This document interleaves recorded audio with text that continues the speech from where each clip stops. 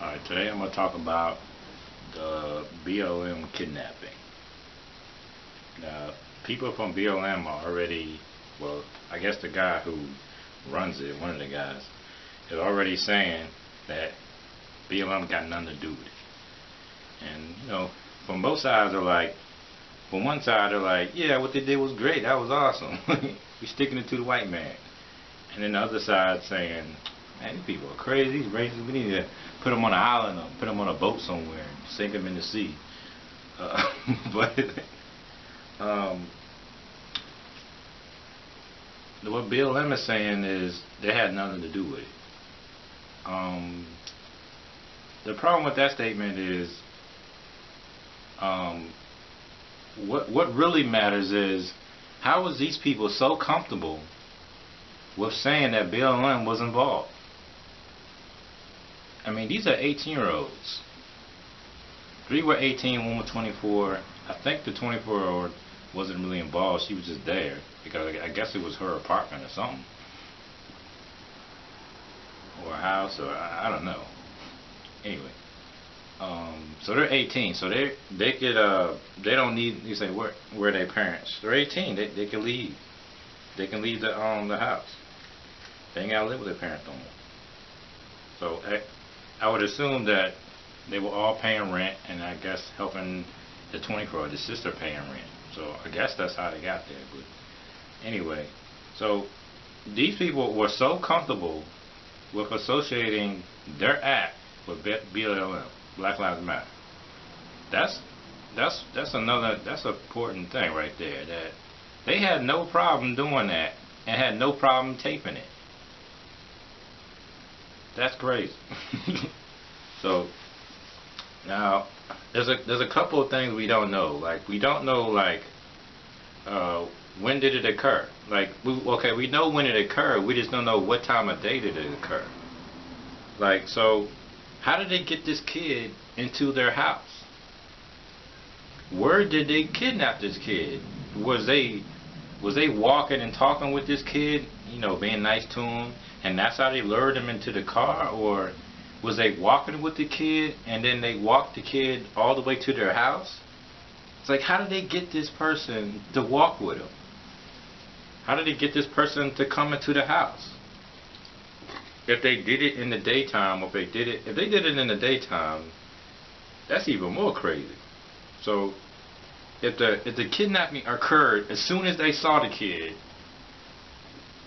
because what the police said was they kidnapped him because he was handicapped. That was the only reason why they did it. Because they didn't like handicapped people. And I think they just wanted to make fun of him. So you gotta think about how old was that guy. I mean, I don't really, because he didn't look like he was a kid. He looked like he was at least, he looked like he was 18 too. So how did they lure him into the house? Or if they was lured him into a car, how did they do that? And how come nobody said anything? So nobody stopped these guys from kidnapping this person. But like I said, people get kidnapped all the time, and in broad daylight. So I guess just because it's broad daylight doesn't mean people are around. So somehow he got him into the house or into his car, or was able to walk with him and then lure him into the house. So, and there's a rumor, I don't know if it's a rumor, but they were saying that the kid actually liked him. He was actually trying to be down with the with the group. If you know anything about unpopular kids or handicapped kids, they're usually always trying to be liked. So he actually thought they were cool, and he actually liked them a lot. And after it happened, he was actually kind of confused, because it was like, man, I wanted them to be my friend. So I guess they used that, the fact that he liked them, I guess, to lure them into the house. And Another point to make is, well, we know that they already had priors. They, committed some, some minor stuff. I think burglary,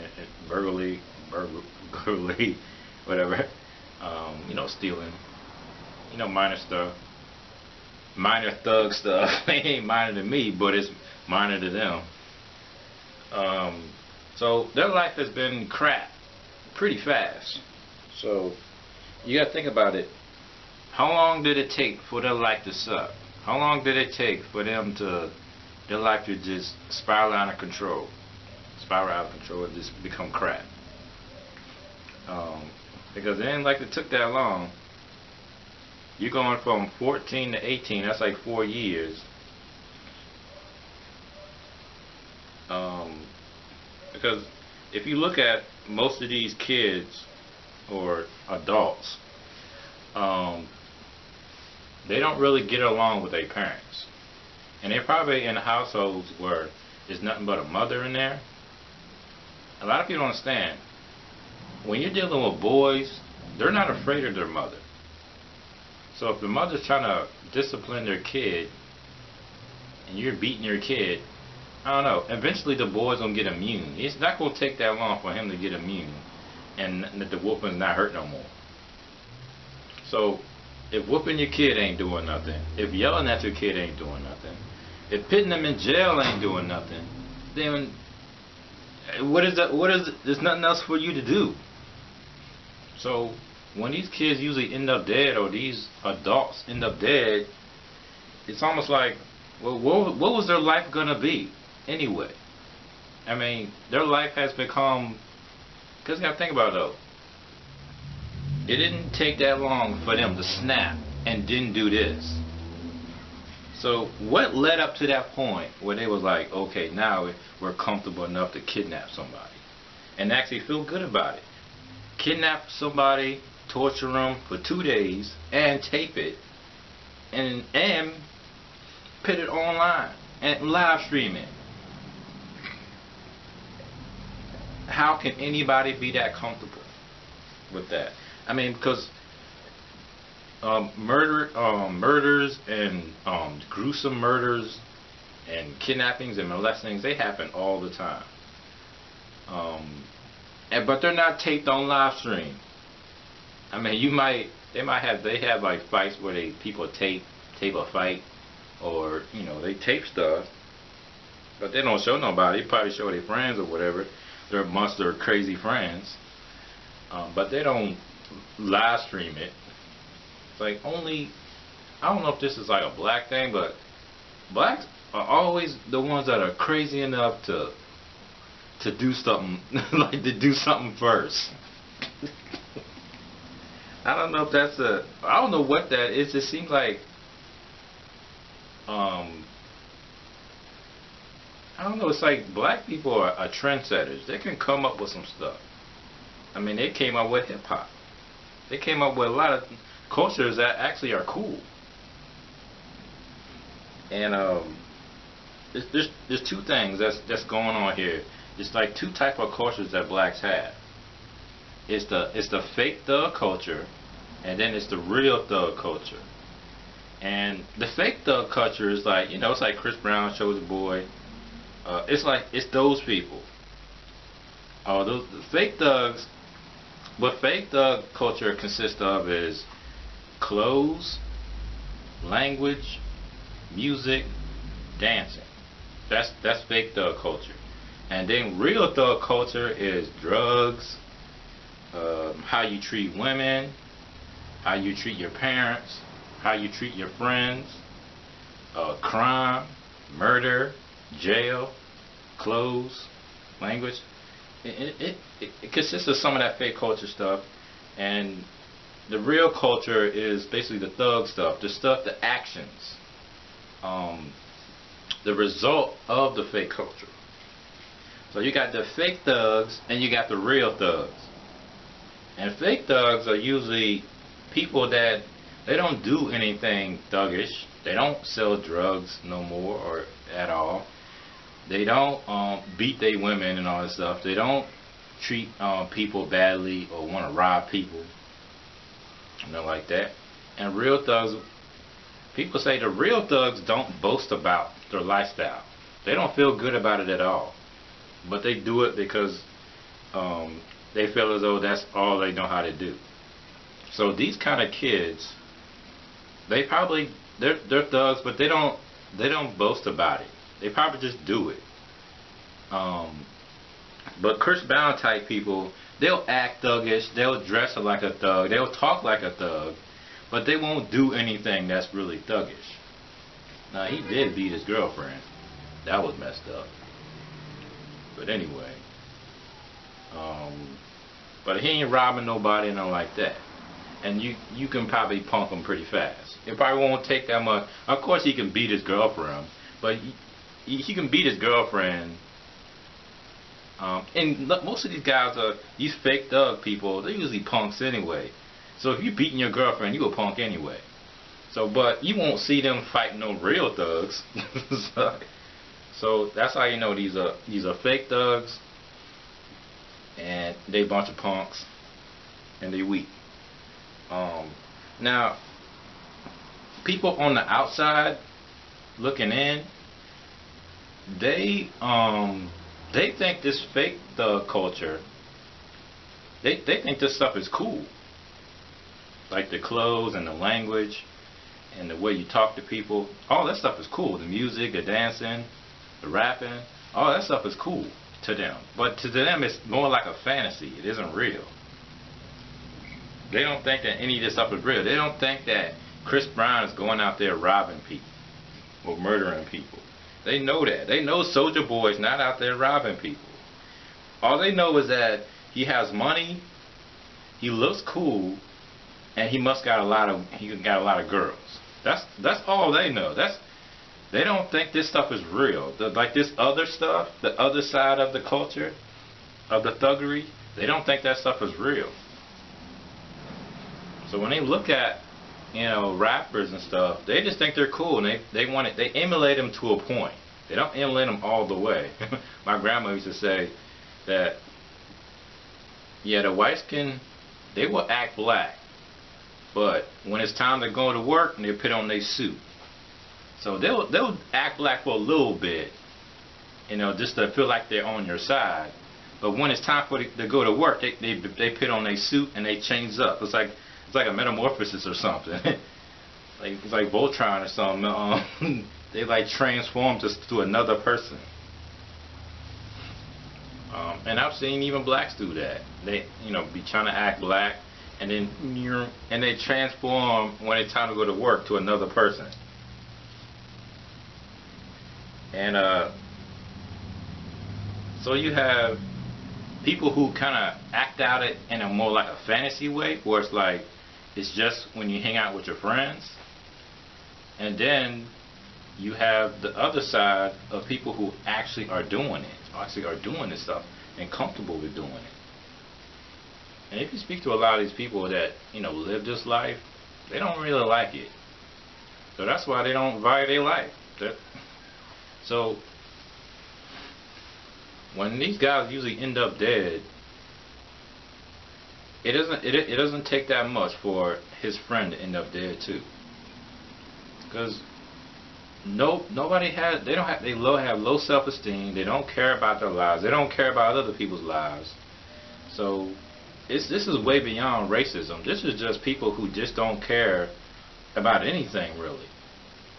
It's like only thing they're attached to is hate. Only thing they know how to do is hate. Hate themselves, hate others, and hate anything that isn't like them. So they hate themselves, hate their life, and they hate others. Just not like them. So what are these people? What is there to live for? It's like they live to hate. That's the only thing that's keeping them alive is hate.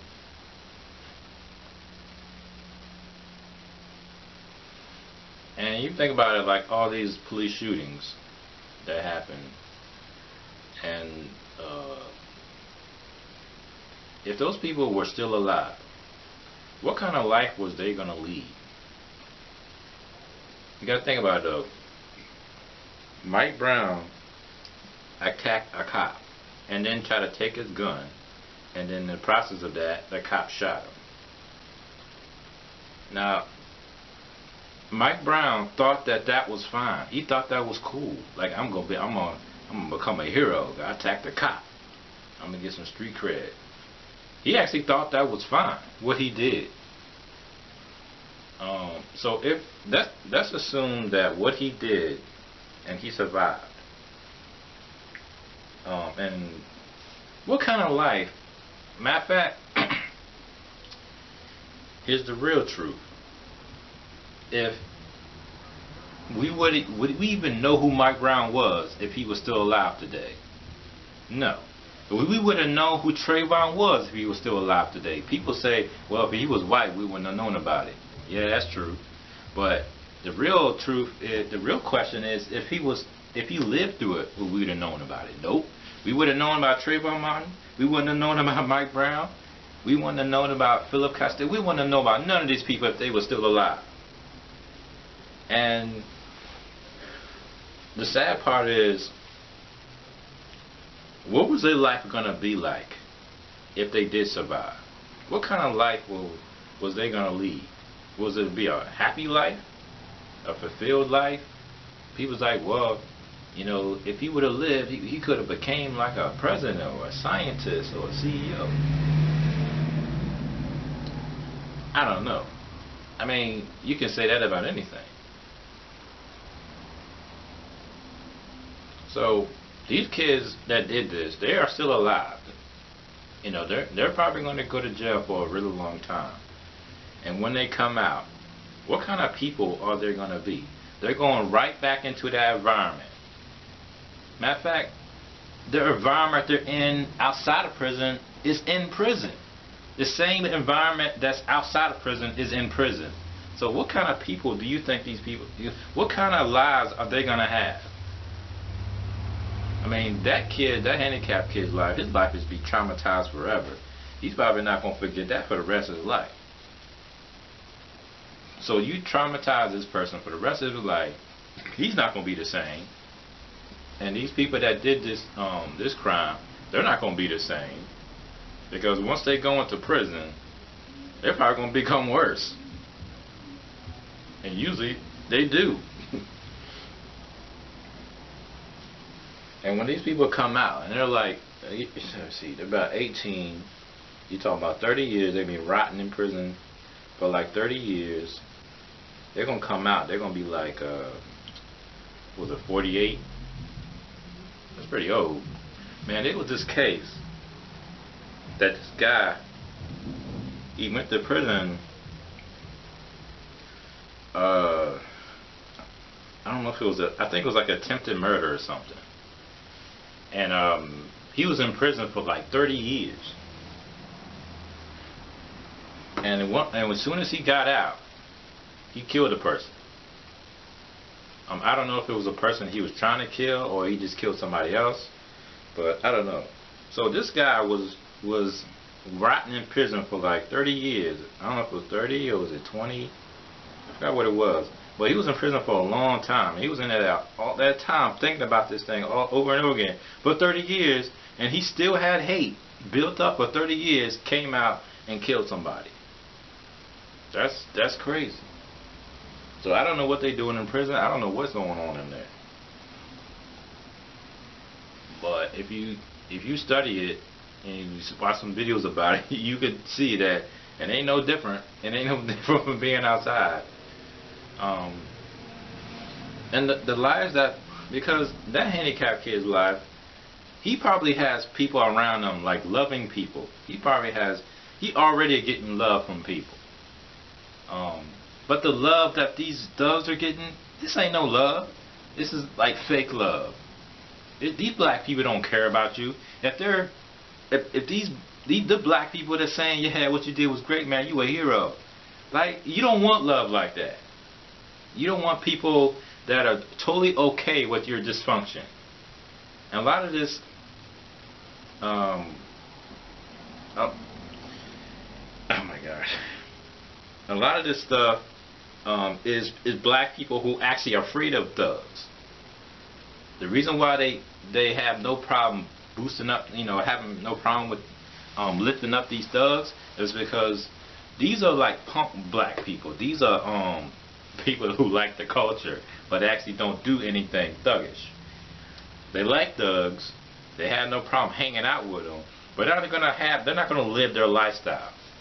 They're smart enough to know that living a thug lifestyle is gonna lead them to death.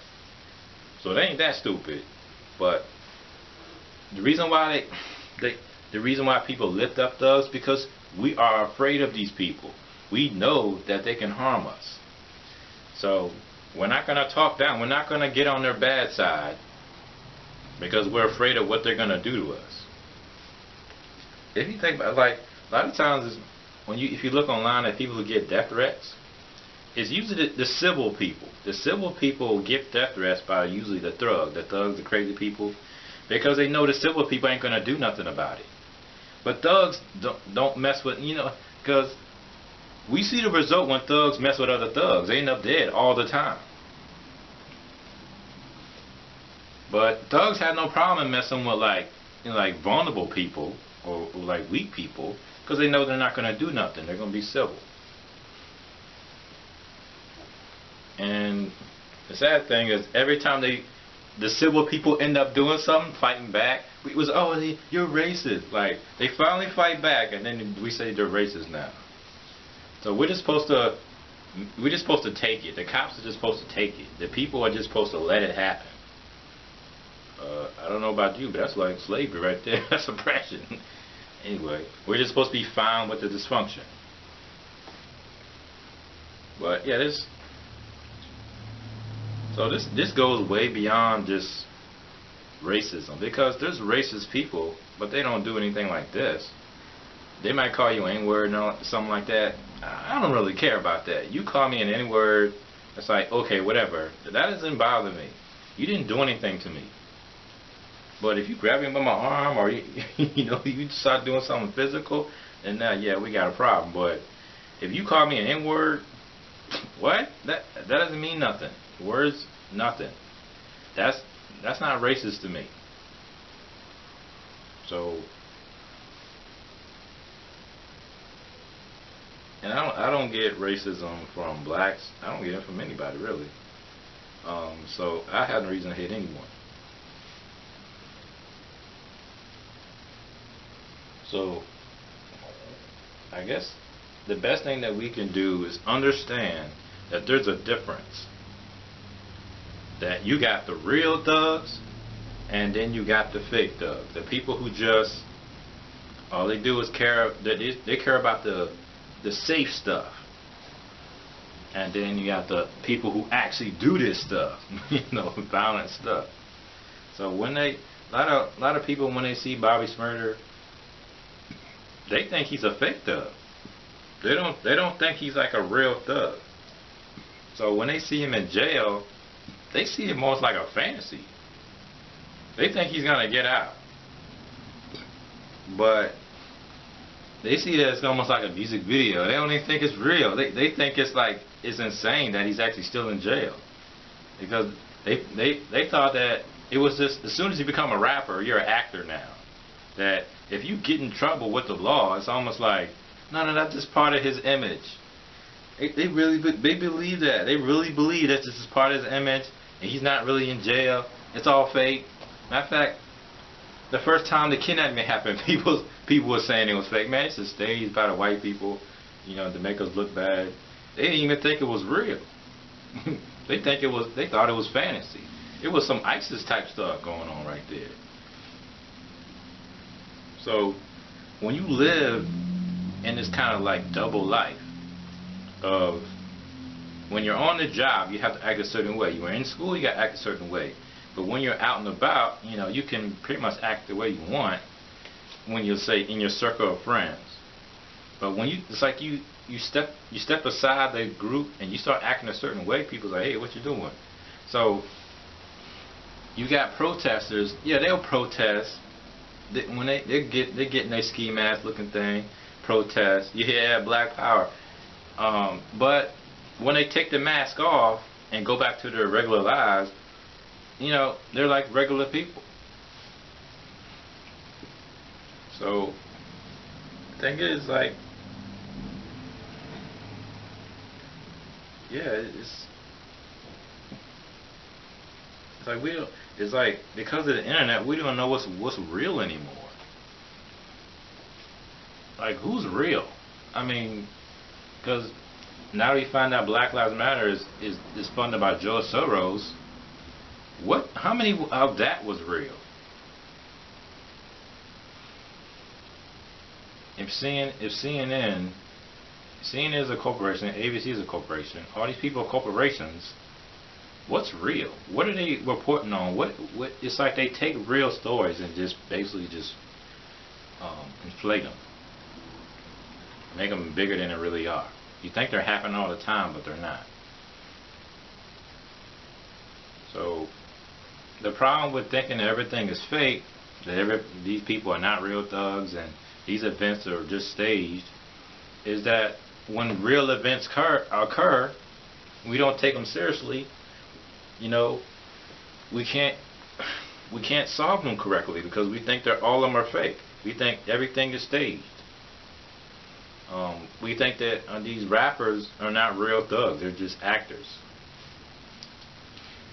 We think these activists are just paid by George Soros or paid by some elites to go out there and protest and get arrested. If it's fake when the protesters show up and they get arrested, that's how you know it's fake. That they were paid to be there.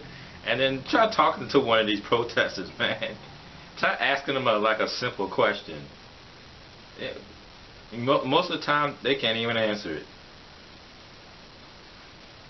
You know how they do those questions on the street, and they ask them who's the senator? Do you know the senator of your state? Most people don't even know. They don't even care. So this kidnapping, are we going to learn anything? Because one half saying it's fake.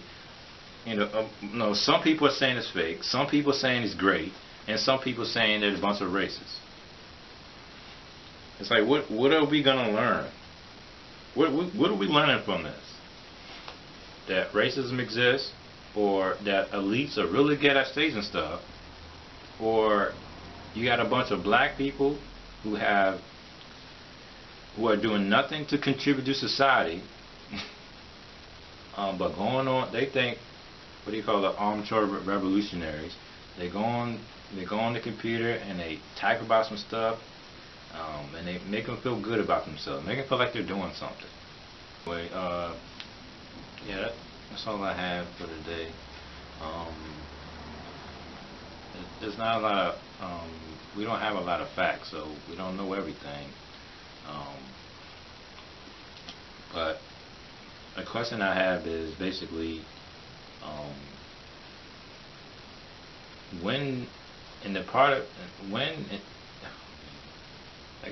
the question I have is, what part of their life did it come to the point where they thought it was totally fine to do this? They thought it was totally okay that to tape it live and to kidnap a person, torture him, mess with him, cuss him out, cut his hair, harm him and everything. At one point in their life, did it become so bad that they decided that they wanted to do this? Yeah, the real question is, at what point in their life that their life became so bad and it became so racist that they thought it was totally okay to do something like this?